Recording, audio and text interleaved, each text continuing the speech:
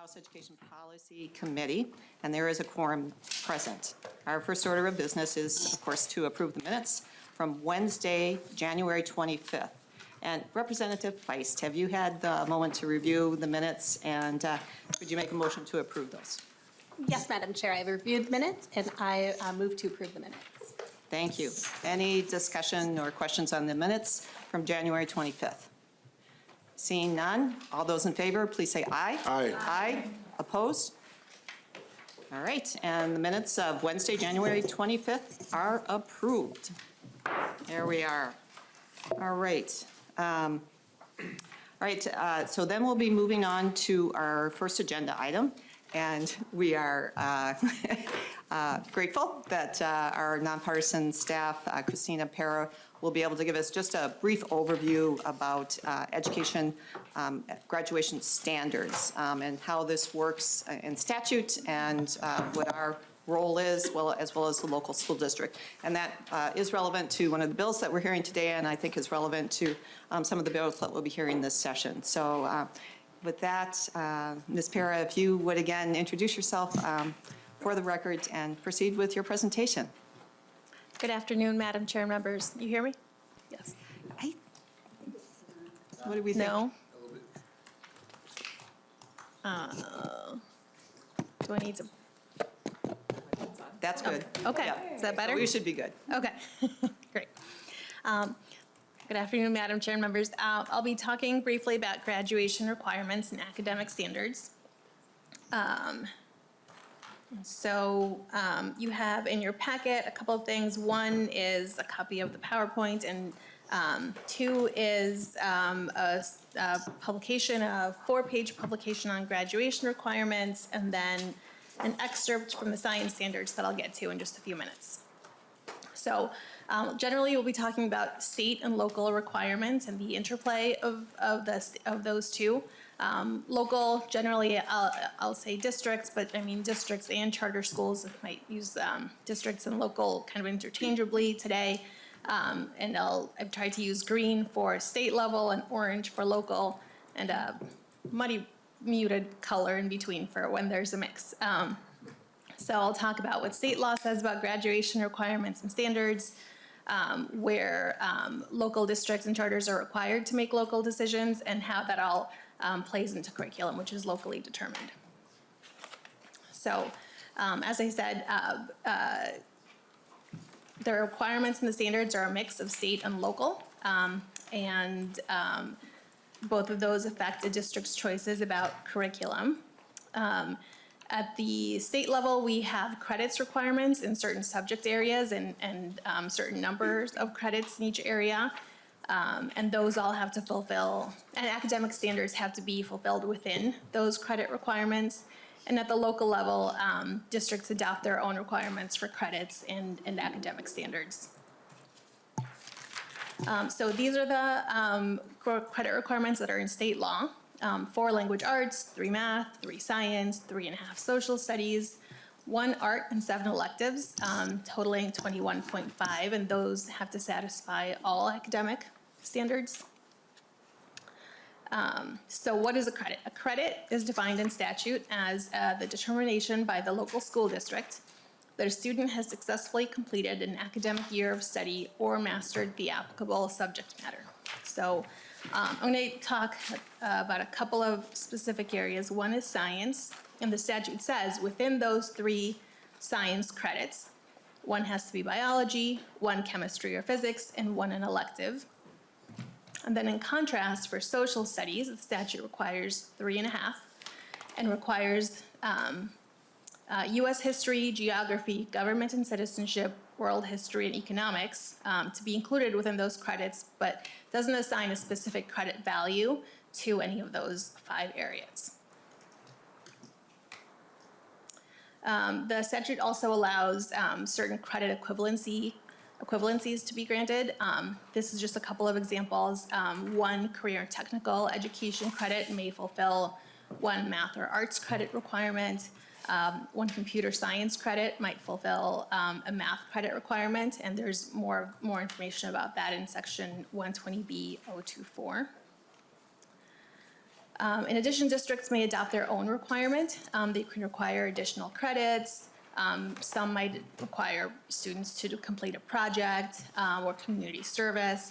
And then also, school districts are not just on semesters. Some are on trimesters or quarters. So I'll walk through a few examples here.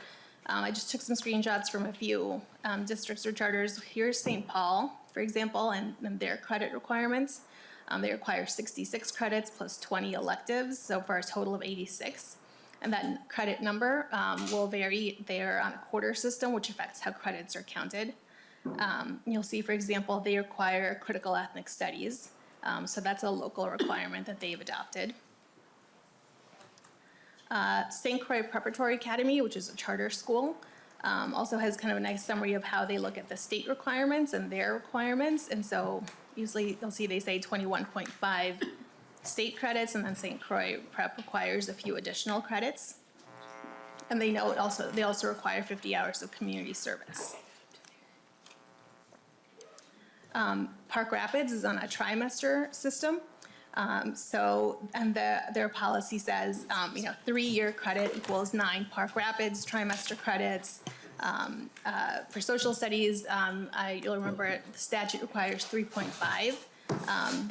They have a 3.67 year credit equals 11 Park Rapids trimester credits because they're on that trimester system.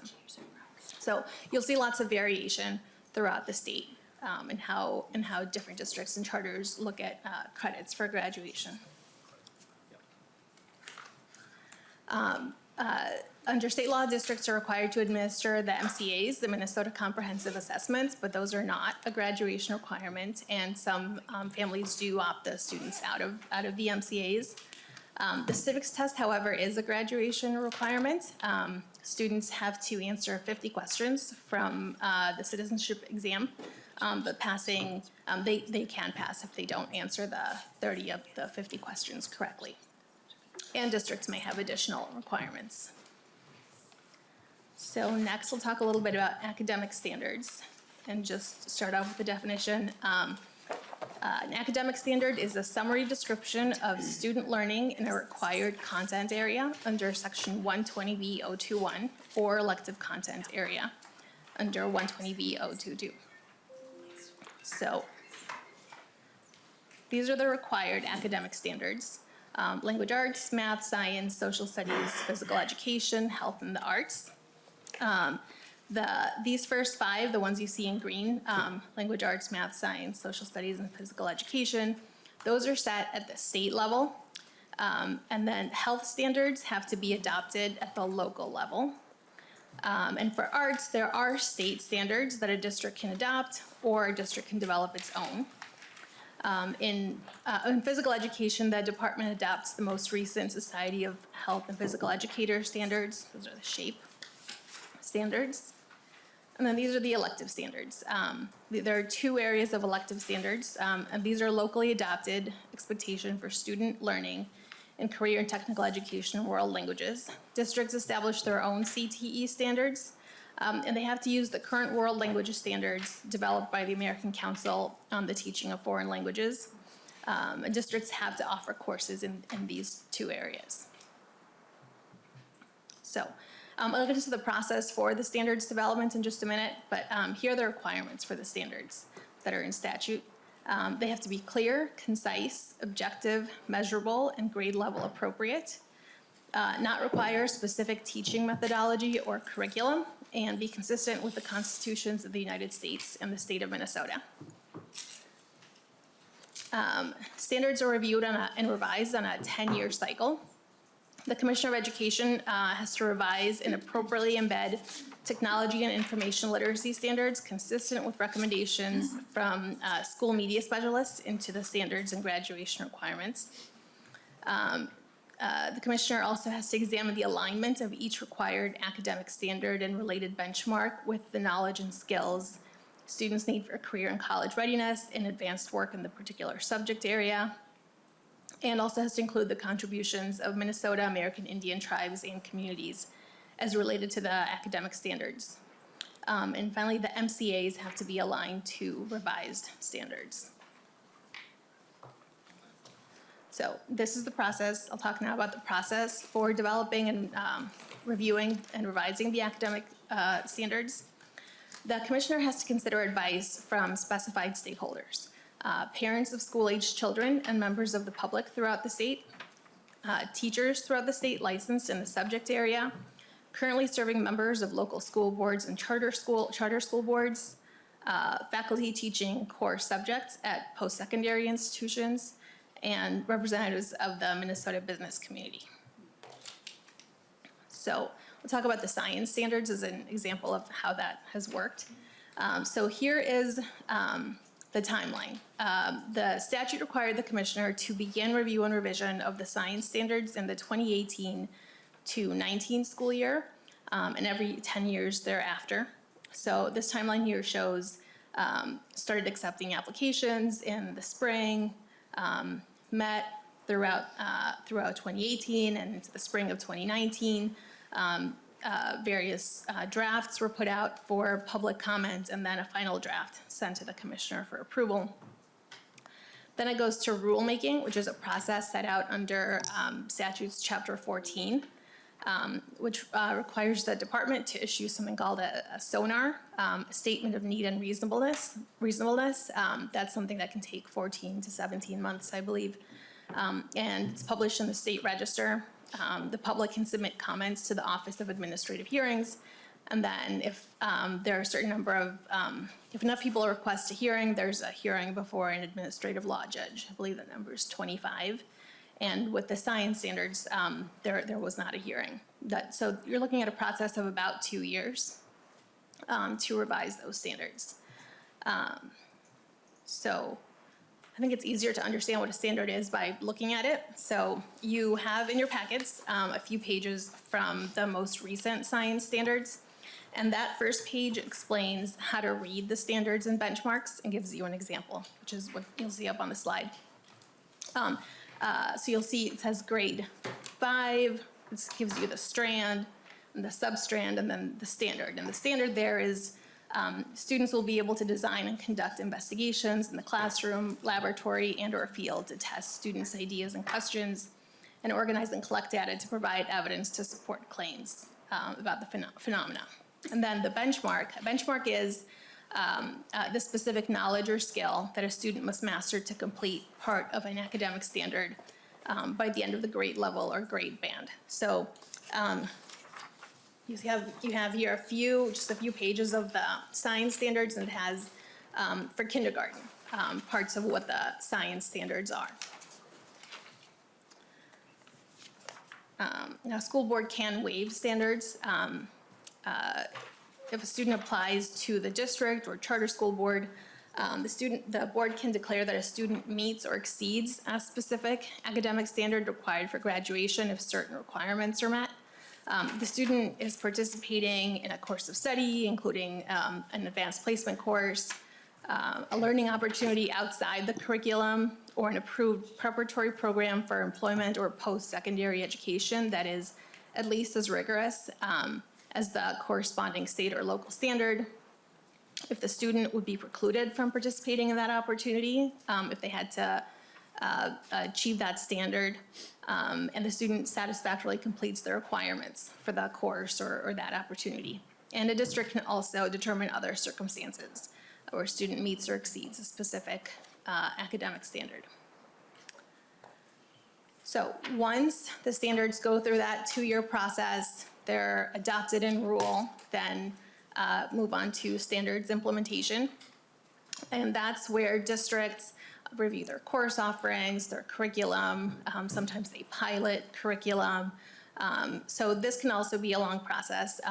Sometimes districts will have different curriculum at different elementary schools within the district. So those are all local decisions. The department has some resources, and Pelsby does, for example, with the science standards. I know there have been some opportunities for science teachers to get some additional training on the standards.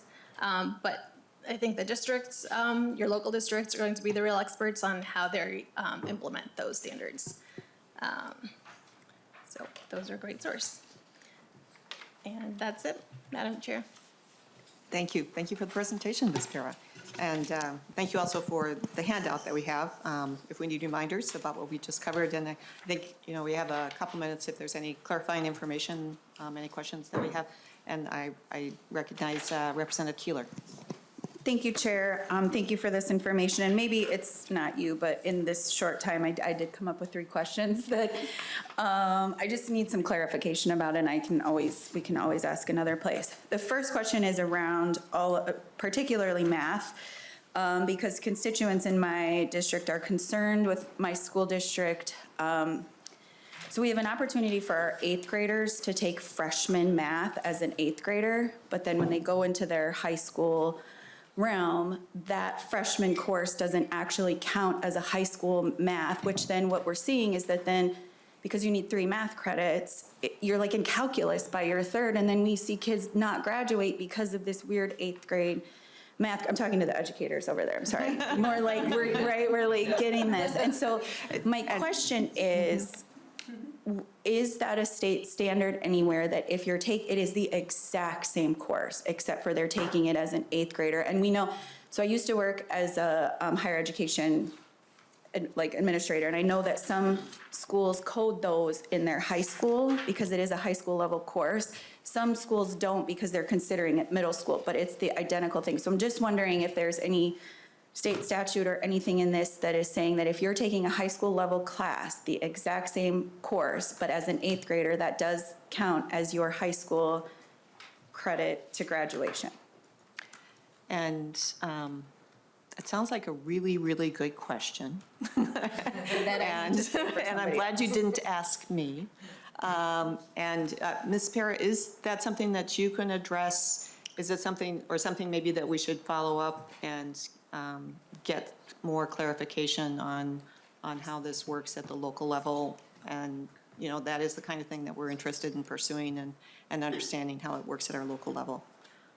Madam Chair, Representative Keeler, I'm not aware of anything that specific in statute. I think Okay. the department might have some thoughts for you, but I can do. If that's a possibility of getting an answer now or a promise of an answer later, we would accept that too.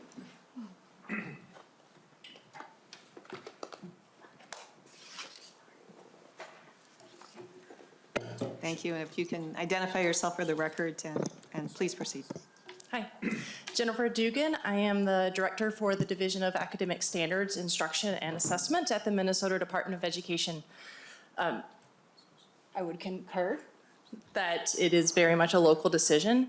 What is in statute is that the 8th grade standards, as developed by the Standards Committee, 8th grade students need to have instruction in that. And so if they are also getting instruction in a high school, and the high school standards, then it's up to the local district. They could be assigning or giving credit for those high school standards being instructed in middle school. Follow up, Representative Keeler. Thank you, Chair. So to clarify, they can give them high school credit if the district chooses. It's not, so they're saying no to us, but what you're saying is that if a school district could decide, if the curriculum is identical, that an 8th grade math could be counted as a high school credit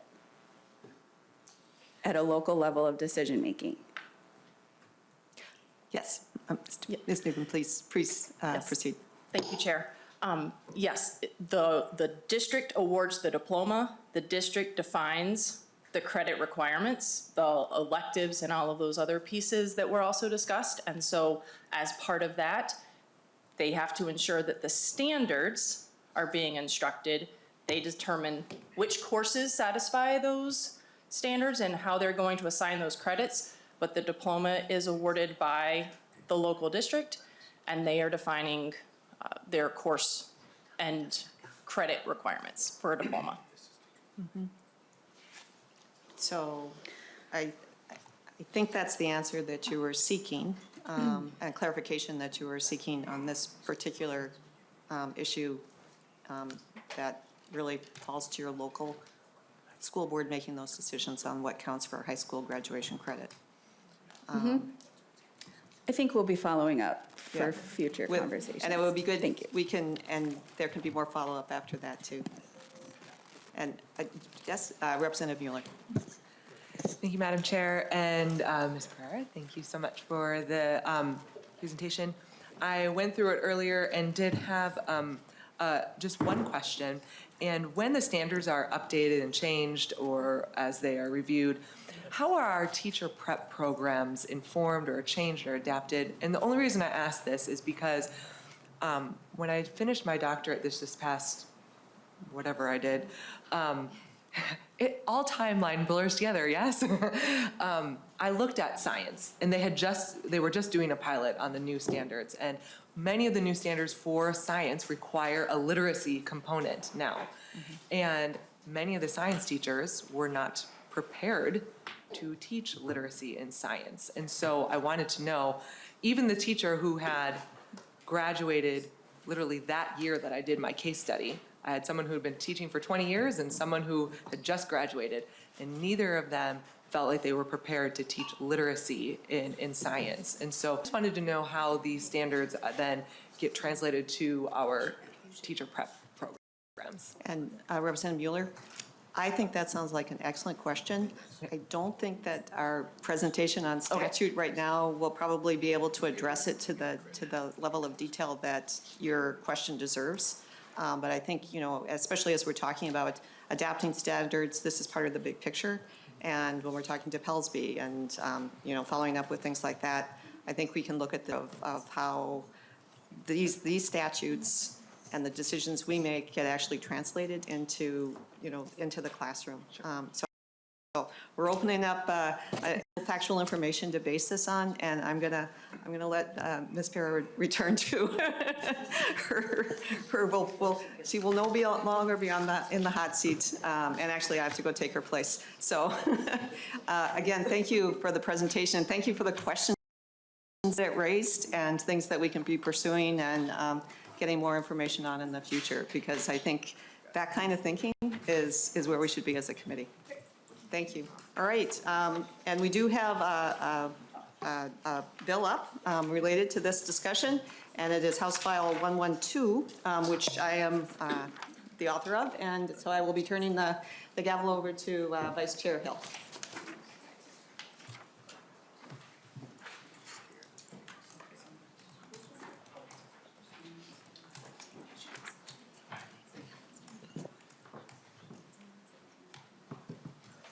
Wonderful. Well, as Representative Pryor alluded to, our next item up for consideration is going to be House File 112.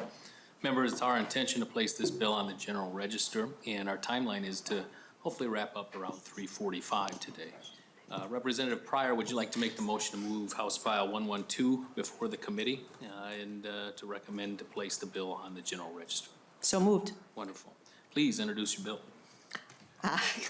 Great. As you had probably a moment to glance through the bill, it's really simple, the change that we're having, but we're gonna have some great background information on why this is necessary, but we're delaying the implementation of the physical education standard, and I will turn it over to my presenter to give the context of why this is important to do right now. Please proceed.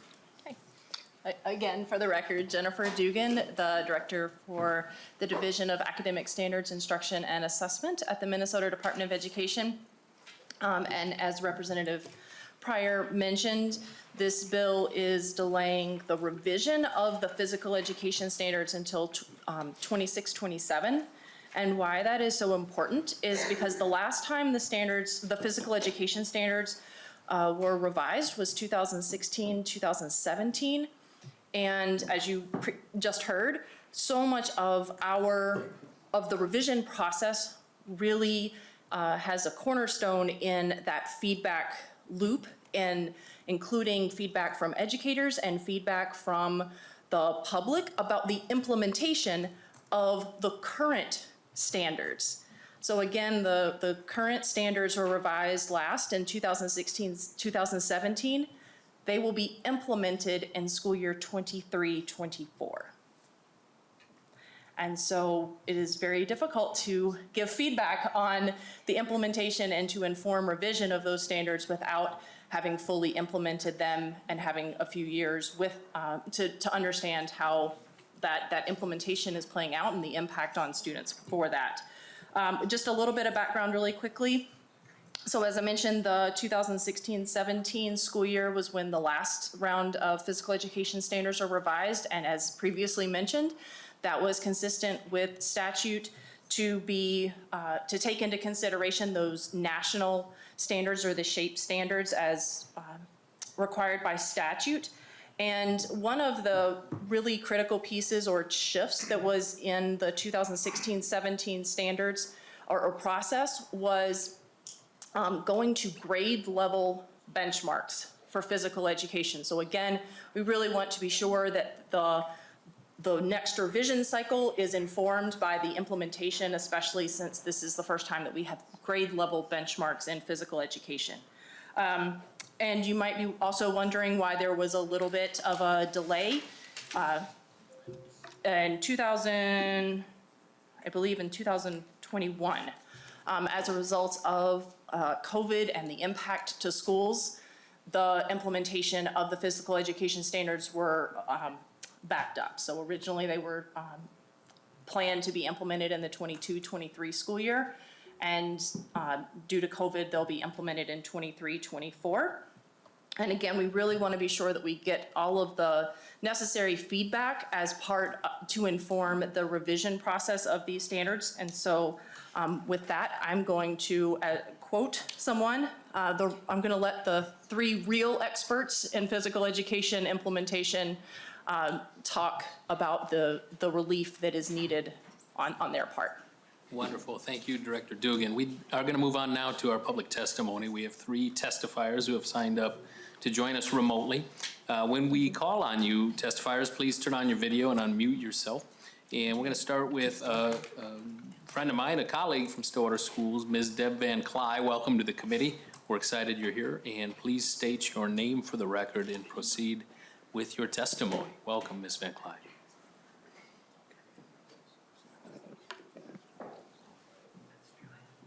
Thank you, Mr. Chair, and for that wonderful introduction. And thank you for letting me be here today.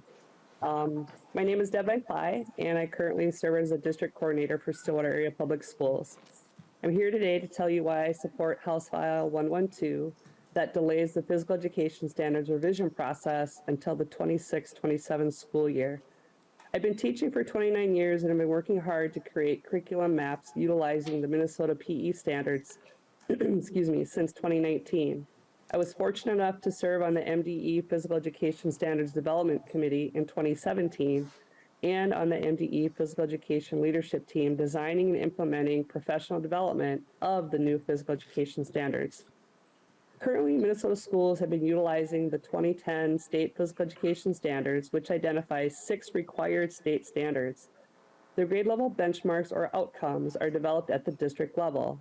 Although our district has worked hard to identify grade level expectations K-8 and in high school, I have found that grade level expectations differ significantly across our district. This this difference means that our physical education programs are different across the state as well, creating inequitable learning opportunities for our students. Our new physical education standards are different in that they identify specifically what grade level expectations are for our students K through 8 and in high school, and result in all students having the same opportunities to learn no matter what school district they attend. The physical development opportunities were disrupted by the COVID epidemic, and we spent the next couple of years learning how to teach physical education online or in a hybrid model. It was my understanding that due to COVID, that the legislature delayed the implementation of the new PE standards from 2021-22 to the 22-23-24 school year.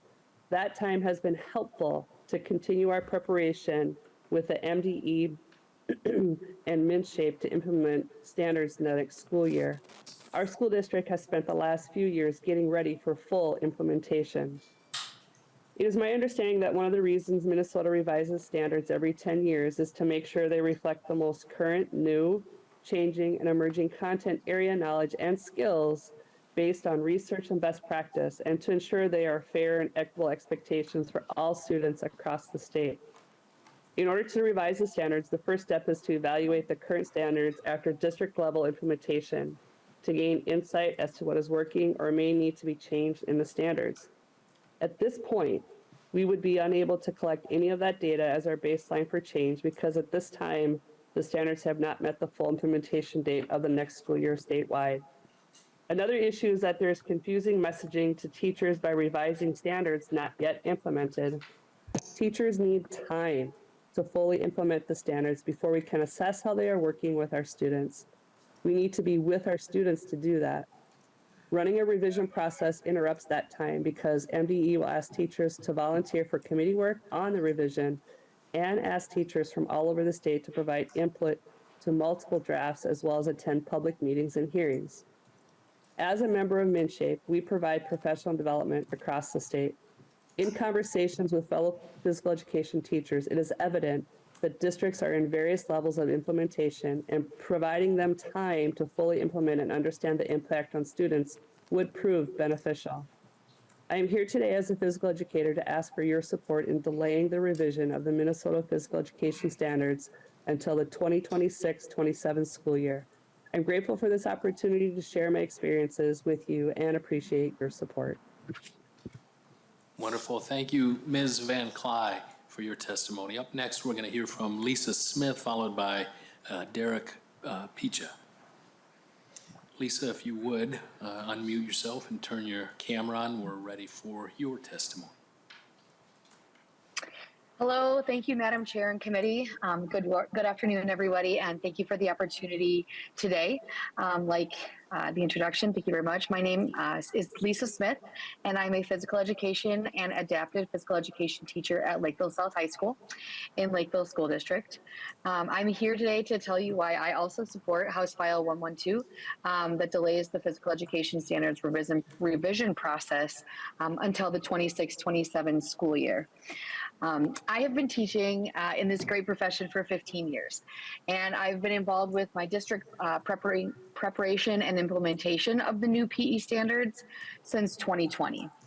I've served on the MDE Physical Education Leadership Team to assist in design and implementation of our professional development for our teachers, and I'm currently the secretary for the MnShape Board of Directors. I have spoken at many conferences throughout the state and the area for the last several years, and I've connected with teachers from all across the state. And every time we talk about standards, I've found that many schools are still utilizing the 2010 state physical education standards as they are preparing to implement the new ones. During these conferences and different professional development opportunities, we've helped each other as teachers to update our school's best practices in our standards implementation. But during COVID, like the entire world, we were disrupted, right? And we were asked and we were to pivot and teach physical education online and in a hybrid model, which paused everything. It was a great relief when the legislator delayed the implementation of the new PE standards from the 21-22 school year to the 23-24 school year, which allowed us to do what we needed to do to focus on the needs of our students in the pandemic.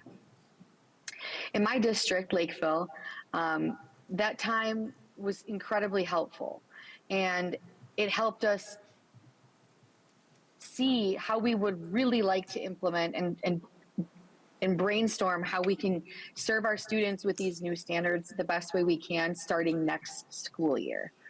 Our teachers do also, though, need time to fully implement these standards before we can assess how they're working with our students, especially with our, the needs that we're seeing in our students. And so with that, we do need a little extra time to learn from them and with them as we navigate the new standards. Running a revision process does interrupt the time of implementation because MDE does need us as teachers with our boots on the ground to volunteer in committee work and talk about revisions and provide input and do the multiple drafts and being part of meetings and hearings, which we are so happy to do and so excited to have our voices heard. But that does take away from our time with our students in this new implementation time. So we do need a little bit more time so we can get the data, so we have really great experiences and concrete evidence to speak from. I'm here today as the physical educator to ask for your support in delaying the revision of Minnesota physical education standards until the 26-27 school year. I sincerely am grateful for this opportunity to share my experiences with you, and I thank you very much. Wonderful. Thank you for your testimony, Ms. Smith. Up next, we have Mr. Picha. Hello, Madam Chair and committee. Thank you for having me today to speak on behalf of supporting House File 112. My name is Derek Pica. I teach physical education and adapted physical education at Sumner Elementary School in the Austin Public School District. And I'm also the current president of our state association, MnShape, which provides professional development for physical educators throughout the state, aligned to standard implementation. So I'm here today to speak on why I support delaying the revision of the physical education standards to the 26-27 school year. Here in Austin, in my school district, our PE, our physical education department is just beginning our curriculum review process.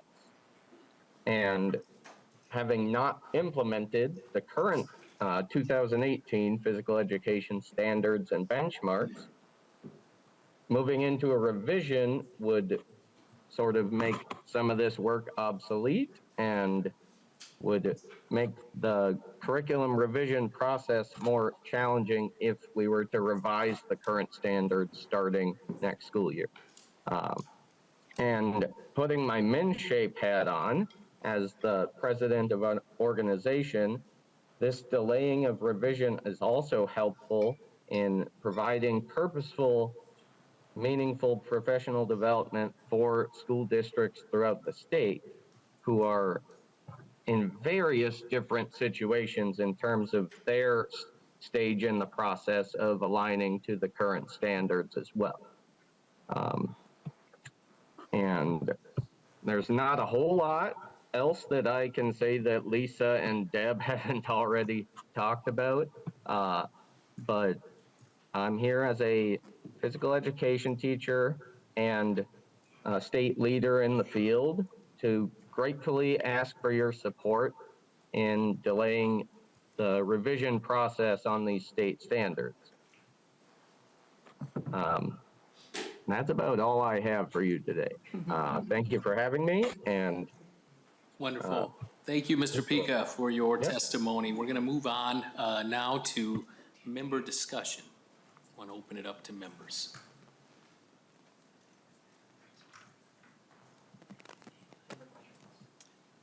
Representative Bennett. Thank you, Mr. Chair, and thank you, Chair Pryor, for carrying this.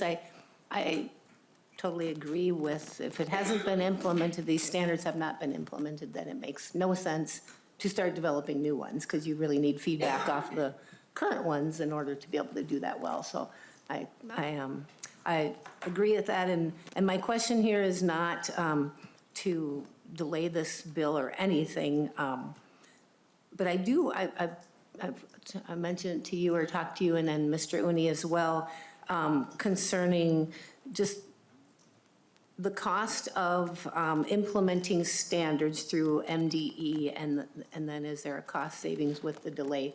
And Mr. Uni told me that this is something that's done in-house, so it really will have no cost when you move it forward like this.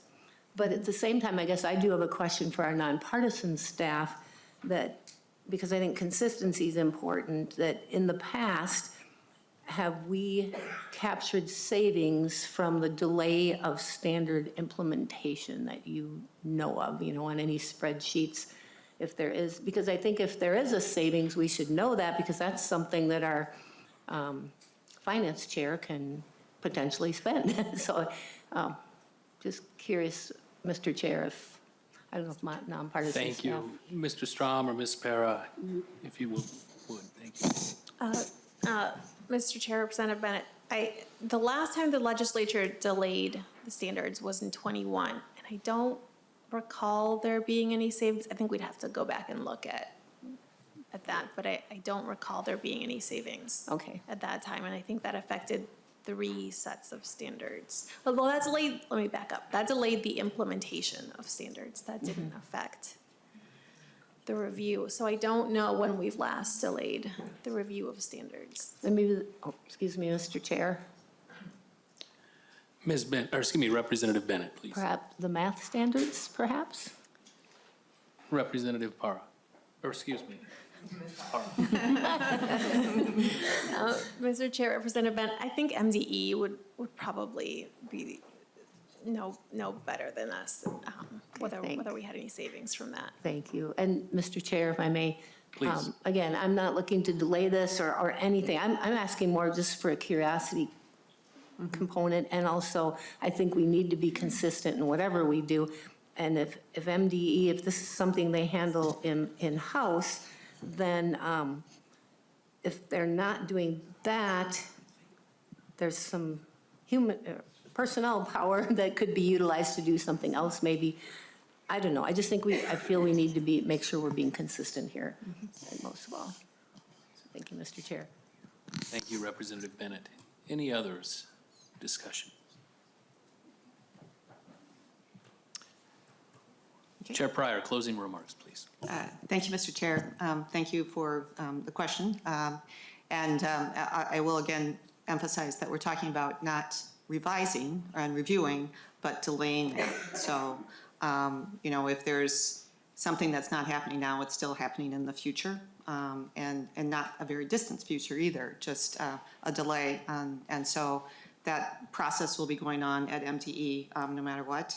And I think that we've heard very compelling testimony and evidence that there will be a tremendous value to our school right now by delaying these standards, and that essentially I think that the standards are good. I mean, that there's a lot of good ideas about having things being grade level specific, and we can't get enough of hearing from Sumner Elementary School in Austin, so we're really happy to have them. And to think about those young kids on the playground from all these diverse cultures that are coming together at Sumner Elementary School, and learning and having these new academic standards. What they're doing in Phi-Ed is going to be specific for their age group, but they are just getting now a chance to implement that. And I think some schools are farther along, is what we've heard. Some schools haven't even implemented them yet because they need that resource and that supports to get them implemented. So I know there's ongoing work right now for implementing the standards. And then when we come back and review the revising of it, it will be valuable information that we're gathering. So we appreciate hearing about this and I know that these things are time sensitive, that we would be asking people to do work that is futile because it's not going to be productive. And we know as a body, as members of this committee, we really care about our impact on schools, and whatever we can do to lighten their loads and facilitate the great education that we need to deliver in the state is important to us. So appreciate hearing from the department on the opportunity to carry this bill. And I think, because time is of the essence to be most efficient in our resources, I am asking for the motion, supporting the motion to send this to the House floor. Appreciate your listening. Wonderful. Thank you, Chair Pryor. And with your renewal to this motion, to motion this to the General Register, we will call for a vote. All those in favor, please say aye. Aye. All opposed, say no. Wonderful. It's passed. And we'll welcome Chair Pryor back to her rightful place.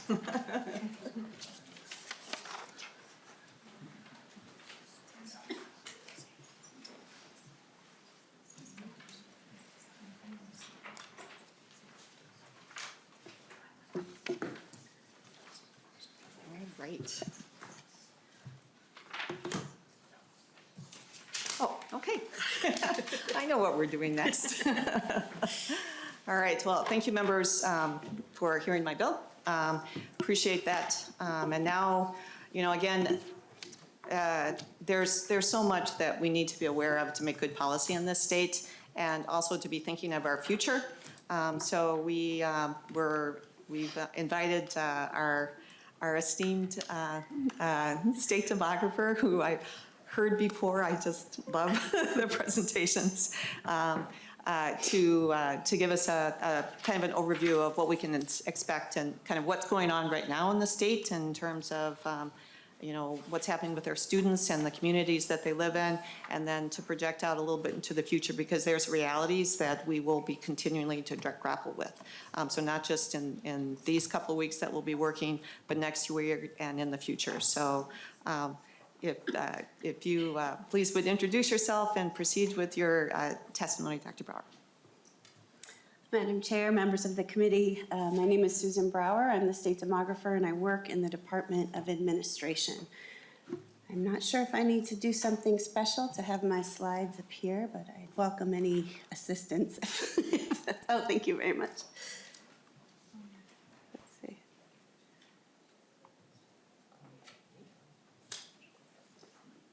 I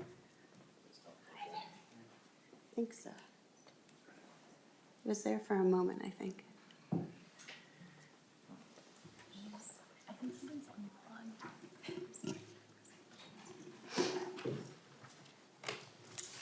Well, Chair Pryor, as you said, I've been asked to give an overview of some of the major demographic changes. And we do have your presentation, Oh, beautiful. the hard copies in Beautiful, thank you. our folders, so Yes. we can follow So- along there. So I've been asked to give an overview of some of the state's major demographic changes that are unfolding today with an eye toward their budget implications. I've also been asked to cover the changing demographics of the student population and to discuss some of the economic situations of families of students today. One of the largest demographic shifts that we are currently experiencing, of course, is the aging of our population, which is shown on the first slide, or slide number 2. The dotted line is showing the aging population, the older adults, age 65 plus in Minnesota. And by 2030, there will be about 1.2 million older adults, whereas in 2010, there were just 680,000. So tremendous amount of growth in just a very short time. We don't typically see demographic shifts of this size. We're right in the middle of this massive movement where the baby boomers are moving up above that 65-year-old age mark, which marks, for many, a shift into their retirement years. It's a massive structural shift to our state. It impacts many areas of our society, including our economy, public budgets, housing needs, and more. And so aging is an important demographic shift in its own right, but especially so when we consider the population of older adults in relation to the school-age population, which for the first time in our state's history, right about now, right about 2022-23, we'll have more older adults than we have school-age children. And so the blue line that you see on that same graph is the K-12 population, 5 to 17. And that number has just recently been surpassed, or will very shortly. We're looking at these two groups in particular because these are the populations that are the main budget drivers for the state general fund budget, including both K-12 education and the Health and Human Services budget. Our demographics suggest that there's this foundational shift in the number of people who will be demanding services and at what ages. And so as the baby boomers move into their 70s and 80s, which the oldest of them are now doing in their 70s, there will be a greater need for medical assistance, which will go toward the care of older adults in the state. This shift has the potential to impact all areas of the state budget, not just the Health and Human Services. And so I bring it to this committee today to say that we will see impacts of the aging population, especially as the baby boomers reach those older ages.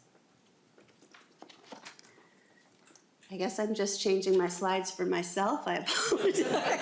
if you see me click. I think we can manage. We're good. Beautiful. At the very same time that we have this unprecedented increase in the state, thank you very much. If you want to. You're fine. Okay, thank you. As we have an unprecedented increase in the state's older adult population, we're experiencing a slower growth of the workforce. So we're looking at the next slide on page 3 at the growth of our state's working age population. We're looking at adults ages 16 to 64 in the state. And in the 1970s up to about 2000, we had growth like crazy. It was going on in the background and we hardly knew it was happening. The workforce, the working age population continued to grow, but as you can see, what began to happen in 2000 and even more so in 2010 and 2020 and beyond is a stalling of that growth. That happens as the baby boomers move into retirement years, and we don't have as many young people who are filling their place at the younger ages. We've experienced the growth of the workforce and the economic growth that it propels forward for so long that we barely know what it would be like or what it is like to have this slower growth. We're beginning to experience it with workforce shortages, but it's something that going forward, if we just look at our demographics, we don't anticipate much more growth into the foreseeable future. And this could have an impact on economic growth widely, on tax collection, and so forth. This is kind of a major underpinning of our state's economic growth, is just that size and growth of the labor force. So our demographics are ushering in a change that will produce a greater need for services for people in their later years of life. This is happening as the need for other public services across the life course, including K-12 education, remain intact. And the graphic on the next slide, on slide 4, is just meant to give you a sense of the types of public programs that will be most impacted by population aging, namely medical assistance and the cost of MA programs. It's showing them here in relation to the whole state general fund budget. It just gives you a sense of their size. Not all of these are for the elderly population, but many of them are, and we will see increases in these budget areas as population growth of the older adult population continues.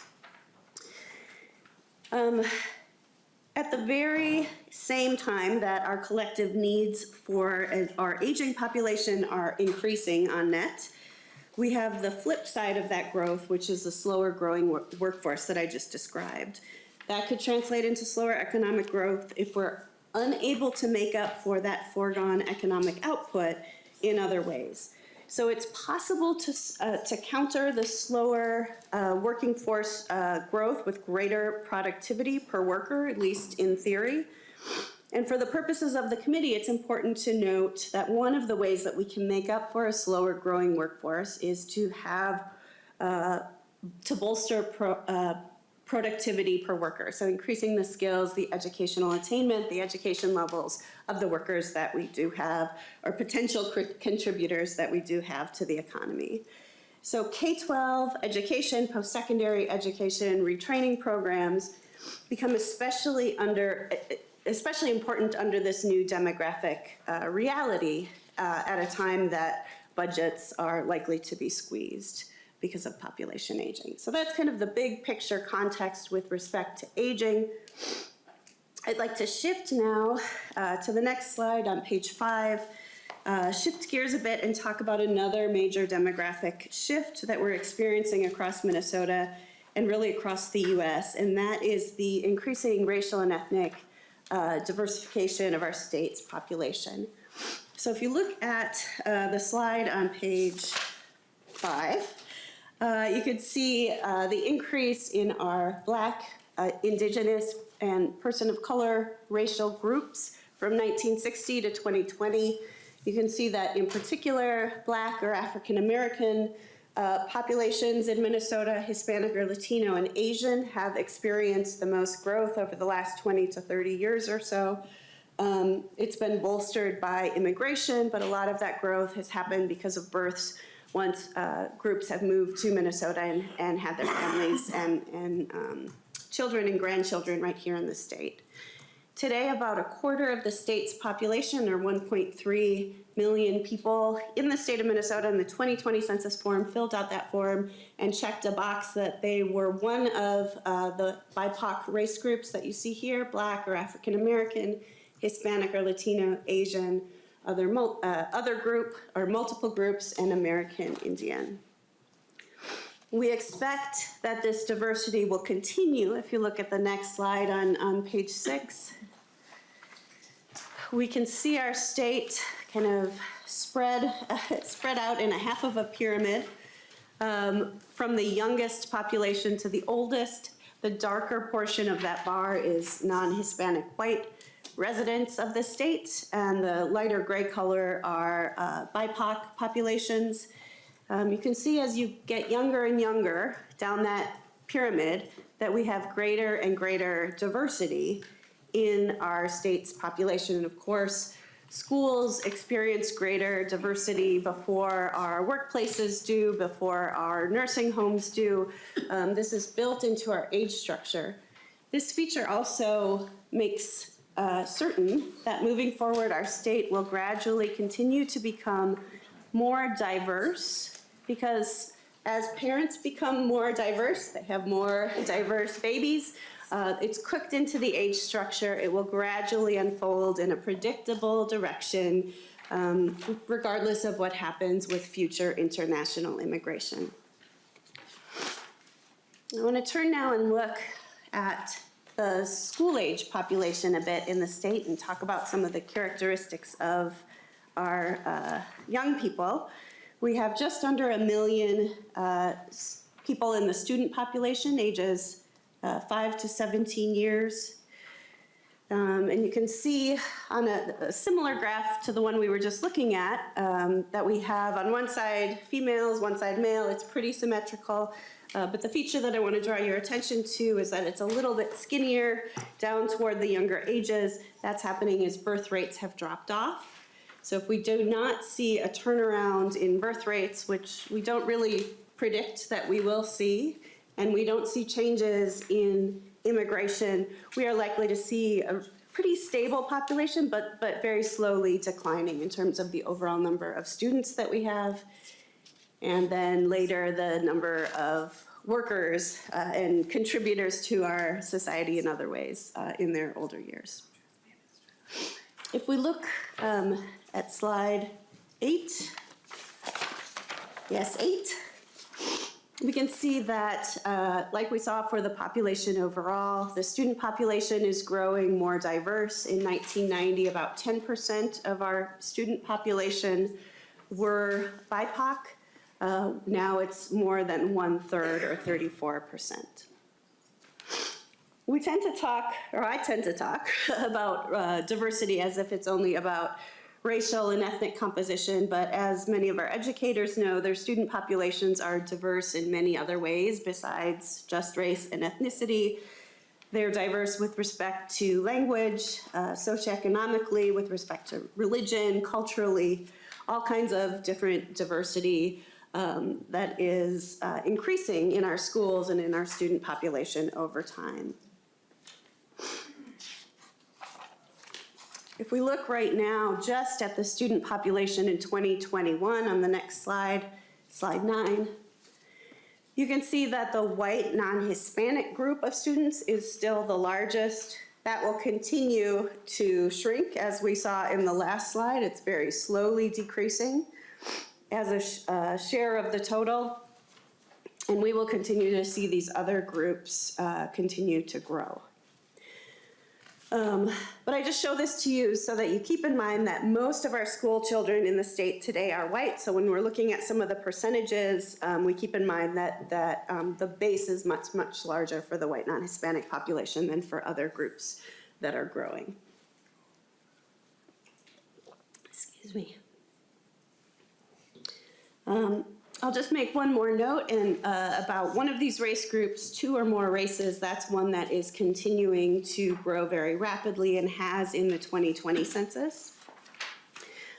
It's both more likely for young people to be of multiple race groups, and it's also easier to report now than ever on the census forms that you belong to more than one race. Excuse me. Sorry.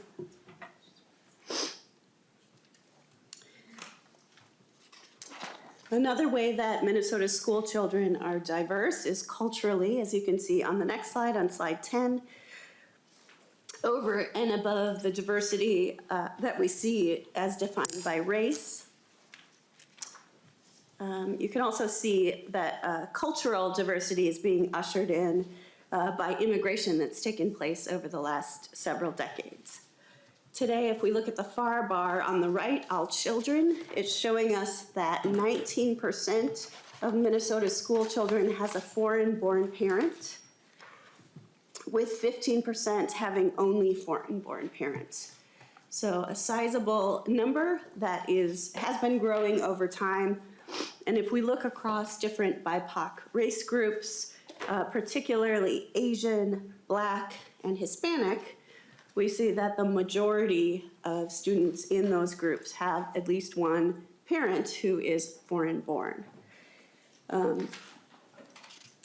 For American Indian and white children, that percentage is very, very small. And then for multiracial children, perhaps not surprisingly, there's a larger share of those who live with one US-born and one foreign-born parent.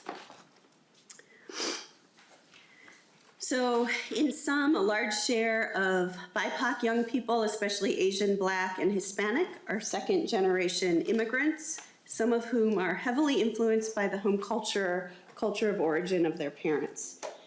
These cultural influences often include orientation toward education, orientation toward family, toward work, and values about how and when to prioritize these things. So it's just one more dimension of our diversity and the diversity of our students. Another dimension of diversity is the living arrangements of children, which you can see on the pie graph on page 11. Most children live with two parents, 76%, and in most cases in the state, those parents are married. 16% of Minnesota school-age children live only with their mother, about 5% only with their father, and 3% live with no parent. Those living with no parents are likely to be older teens living on their own, or younger students who live with another relative, a grandparent, an aunt, a brother or sister. But understanding that a large share of our students' families are single-parent families, I think helps us understand some of the economic challenges and also some of the time scarcity issues for parents when it comes to supporting their children's education at home. To be a little bit more explicit about the relationship between availability of time within a family, we can look on slide number 12 at how many children's parents are working outside the home. It turns out that about 80% of children have all parents in the household working outside the home. So whether it's a single parent who's working outside the home or a two-parent family where both parents are working, but the vast majority of young people today have both parents working outside the home. The dark blue portion, well, I guess for you it's the darkest portion in the slide there, is showing you the largest share of those who have all parents outside of the home working in some way. So together these bars show kind of what a unique situation it is to have a parent who is not sharing their time with home responsibilities and work, who is just at home. I want to turn now on my final topic to look at the economic status of young people, of the student population, and to share some data with you about how the families of Minnesota school students are faring economically. If we look on the graph on page 13, you can see that the proportion of young people in the state since 1990 who are living in low-income families has hovered somewhere around 28 to 33%. It's kind of bounced up and down. I choose to show you first this 200% of the federal poverty threshold because it's close to what DEED says is DEED in their cost of living calculator. 200% of the federal poverty threshold is close to what it means for a family to cover its basic living expenses. So oftentimes we'll look at the federal, just 100% of the federal poverty threshold. That's a very, very low number. They're nowhere near at that level to meeting kind of basic needs. So 200% is really the threshold at which generally it's where families are just kind of scraping by, just meeting basic needs, but nothing beyond that. And so you can see in our most recent data, it's come down somewhat since 2010, which is encouraging, but we're still talking about 28% of children whose families have low income. And just to give you a point of reference, 200% of poverty for a family of 4 with 2 children is $54,900. So that gives you a sense of what that income level looks like. On slide 14, you can see we know, of course, that economic disparities persist in Minnesota across race groups, with a much higher share of BIPOC families with children experiencing poverty or having low incomes. But these shares have been coming down over the past decade. That's encouraging, but there's still clearly significant differences in economic resources, even in our most recent data, which we're looking at here. This is 2021. Children from low-income families often start school behind their peers, as you well know, as shown in many different measures of school readiness. This happens through a variety of different factors that are correlated with poverty, like health issues stemming from a poor diet, homelessness, hunger, or the inability to receive medical treatment for illnesses. The factors place more stress on a student, which can negatively impact the student's ability to succeed in school. Students living in poverty often have fewer resources at home to complete homework, study, or to engage in activities that help equip them for success during the school day. And many impoverished families lack the access to computers, high-speed internet, and other materials that can aid a student outside of school. Parents of these families often work long hours, especially if they're single-parent families working hard to make ends meet. They may not be available to assist their children with their schoolwork. So this is just an important feature in thinking about the lives of our students today. A large share, 28% in the most recent data, but much higher for some groups. For example, for Black or African American students, that proportion is 53%. That's under that low income threshold of 200%. 68% for American Indian, 40% for Asian students, and 23% for Hispanic students. Again, those numbers have been coming down, and so that is encouraging. That's good news, but again, the differences still remain. Finally, I wanted to share with you on page 15 some of the statistics that point again to the cultural diversity of Minnesota students in the context of family resources.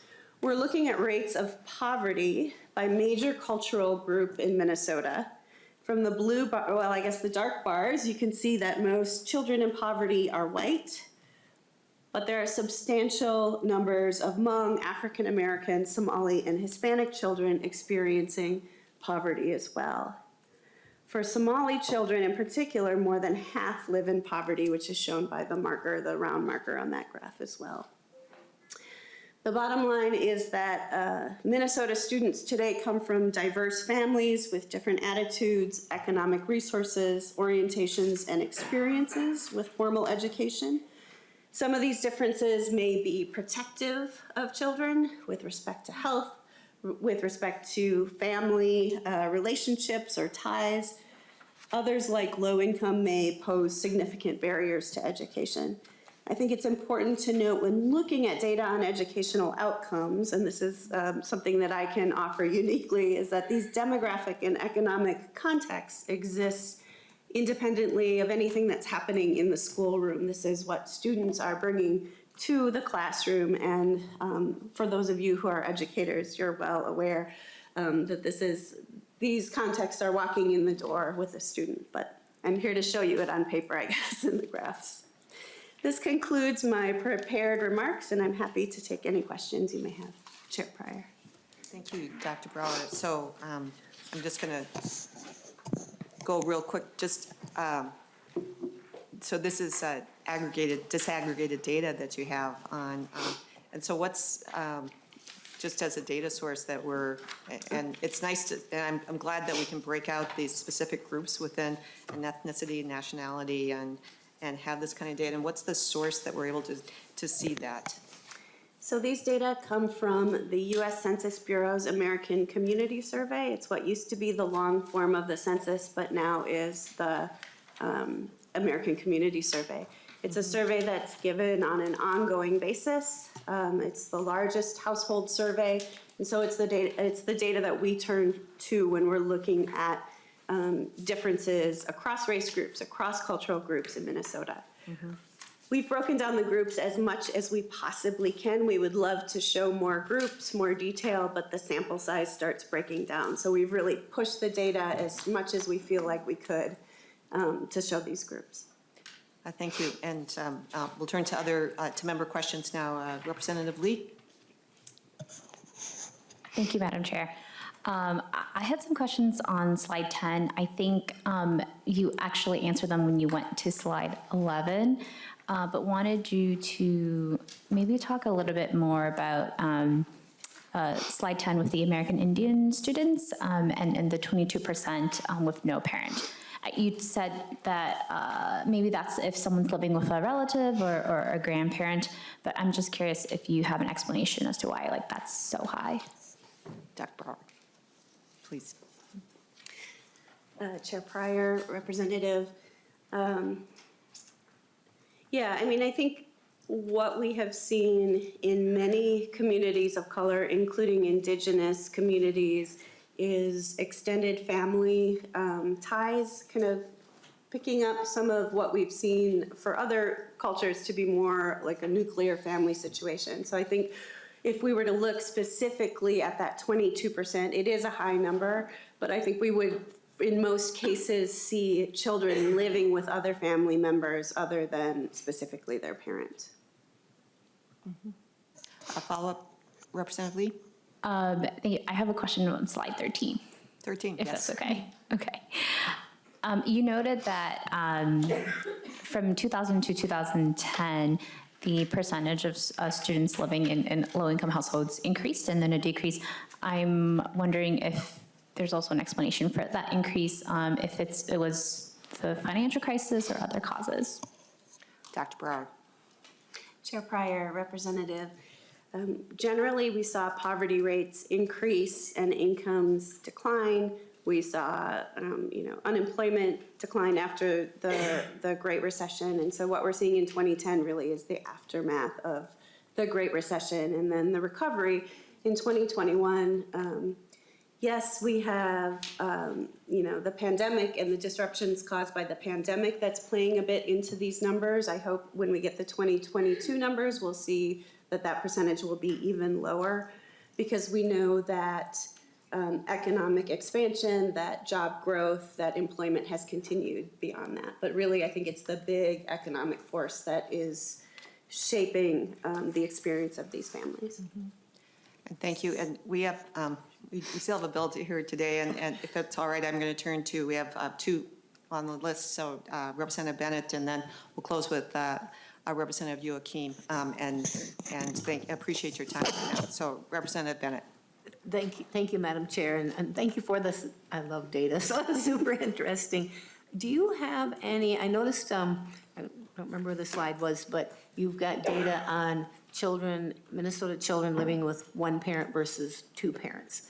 Do you have breakdown by ethnicity or something in relation to that? Dr. Brower. Madam Chair, Representative, I sure can provide that to you, yes. I don't have it in front of me, but yes. Thank you, and Madam Chair, since she's going to provide that. So if you could also cross-reference that with income. I don't know how you can do that, but I bet you're good at that, so thank you. Thank you. Chair Joachim. Thank you, Madam Chair, and thank you for coming in today. I always love your presentations. I just want to kind of lift up and note the one slide that talked about 80% of our children in households where either both or their only parent are working. I know that kind of ranks high, I think it used to, among the nation, and kind of points directly towards why it is so important for us to have quality early childhood care and access to daycare. But off the top of your head, do you know where we rank nationally? I mean, 80% is really high. Dr. Pryor. Chair Pryor, Representative, I haven't looked at that specifically in terms of a ranking. I do know with respect to women's labor force participation that we tend to rank in the top 5%, and so I'm sure that that would follow that mothers' labor force participation would push those numbers higher as well, but it's not a number I have in my head. Thank you, Madam Chair. I just want to say thank you. I want to just make sure people saw that number, and kind of, it was one of my big takeaways, and has been for years, that it is so important for us to have access for our workers and our families to have access to early childhood quality care, and having them prepared to hit our K through 12 system. Thank you. Madam Chair, if I Thank may, you, Dr. just make a quick comment. I think something that really brought that home to me was during the pandemic, when we just saw the situation that parents were in when schools closed, and just what disruption that caused the schools in terms of a place where children go for care and not just for learning. I think that really raised that up to, it highlighted in a way that maybe we were never aware of before, to the degree that we are now. So. So we are very honored that you're able to be with us today. Appreciate this information as well as the follow-up that we can look forward in the future, and just kind of to be data-based. And one takeaway that I think we can get from this, as you opened up in your beginning slides, is, I mean, you told us this 6 years ago when you gave the, and here she didn't say it, people, but she could. You said, I told you so. We are aging, our workforce is not growing, and the key will be that every child's education is going to matter to the future of Minnesota, because every child is going to matter to our future workforce and the economy. So we know that our work is important, and thank you for validating us. So Thanks for having me. thank you for being I with appreciate us today. it. All right, Representative Elkins. Thank you for closing out our committee meeting today, and I hope you enjoyed the presentation too from Dr. Bauer on demographics. I'm a numbers geek as well, like Representative Bennett, so yes. All right. And so Representative Elkins has House File 678. And it is our intention to re-refer this bill to the Transportation Committee, because much of this is actually about active transportation, but there is a portion of it that deals with our schools. And so I would ask Vice Chair Hill, would you present the motion for House File 678 to be before the committee, to be re-referred to the Committee on Transportation Finance? So moved, Chair Pryor. Thank you. Thank you, Representative Hill. All right, so we have your bill in front of us. Representative Elkins, would you please introduce yourself and proceed? Yep, Representative Steve Elkins from Bloomington, member of the Transportation Committee. And this bill is kind of carved out of a larger omnibus bike safety bill, House File 677.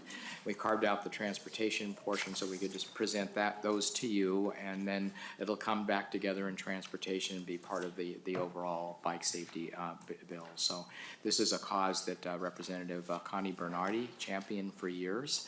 Many of you are good friends with Connie, and I share her passion for this issue, and so when she retired, I told her I would pick this up and run with it. So I'm going to let my testifier, Dorian Grilly from the Minnesota Bicycle Alliance, do most of the talking here. So here's Dorian. All right, Mr. Grilly, please introduce yourselves also and proceed with your testimony. Chair Pryor, members of the committee, my name's Dorian Grilly. I'm the Executive Director of the Bicycle Alliance of Minnesota. The Bicycle Alliance is a statewide education and advocacy organization with supporters in every corner of the state. Thank you for hearing this bill. House File 678, as introduced, does three things. It changes may provide student safety education for bicycling and pedestrian safety to must. It defines that program, and it allows cities to establish a speed limit as low as 20 miles an hour on any road within 2 miles of a school or along a safe routes to school corridor.